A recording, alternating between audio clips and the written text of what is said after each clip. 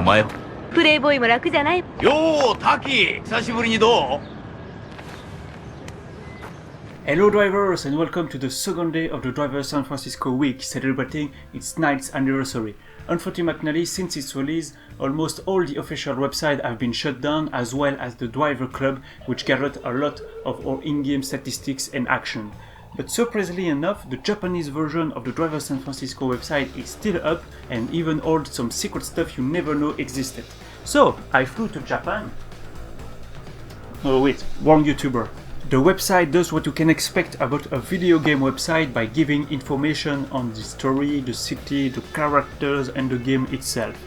Of course, everything is in Japanese and can be translated by Google Translate since it's an image-based website and not just text.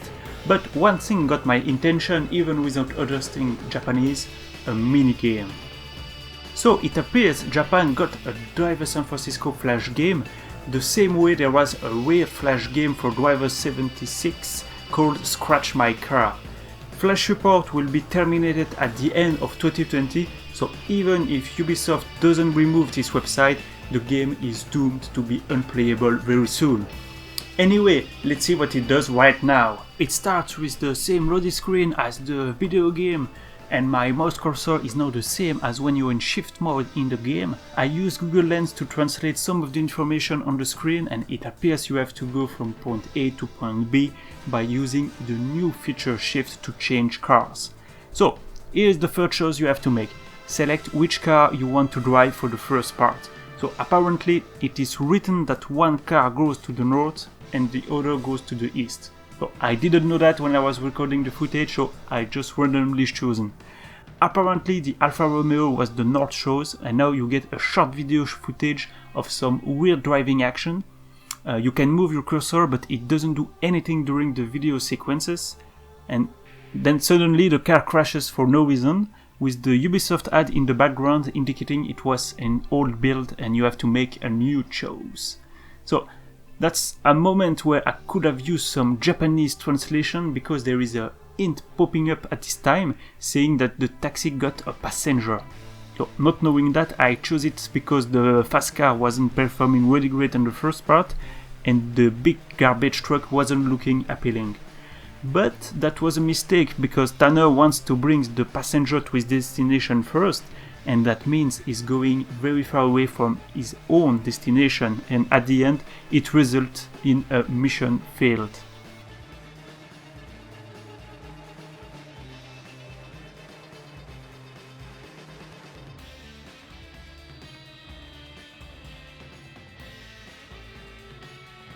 So I start over, I took the Alfa Romeo again, I watched the unskippable video footage, and then this time I chose the fast car.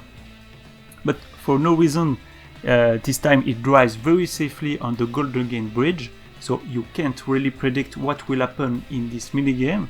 At the end, however, Tanner wants to change car because he thinks it's too stickier after the sea breeze crossing the bridge.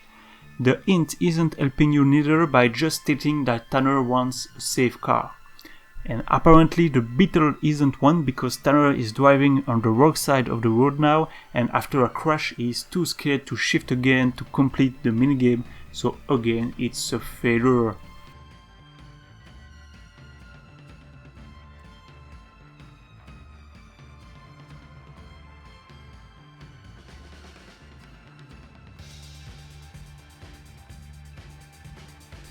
So I started over again, I did the same thing again, but then I took the garbage truck, which does a lot of damage while crossing the Golden Gate Bridge, but it lets you make another choice after that with different cars, but the same hint about safety, so I took the Cadillac Escalade.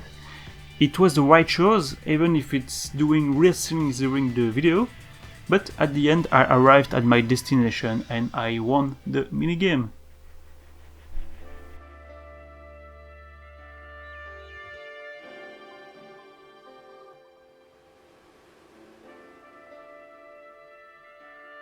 So it's a very weird minigame which doesn't let you really play it. It's also very random if you don't understand Japanese, because you can't predict how the car are going to handle and what will happen. I let you experience by yourself the outer roads by going east, but you can expect to get involved in police chase or even be a policeman yourself. Overall, it shows a lot of varied driving action, so I guess it does the job to market the video game in its own way. You can experience it before the end of 2020 if Ubisoft doesn't put the website down, and if you do, tell me your impression in the comments. It's also the last day to vote for the image cover of Ubisoft Reflection, and the driver's submission is first, so keep voting before midnight. You can also ask Reflection your question about the driver series before we send them at the end of the week, so be quick. I would like to thank my current road reviewers, Driver Dimension, Fresh Contact, Nerosins, Tenko9 YouTube and the SkyCCTV for their support. Click on the join button below the video if you want to support the channel as well. And of course, thank you for watching and see you soon, drivers.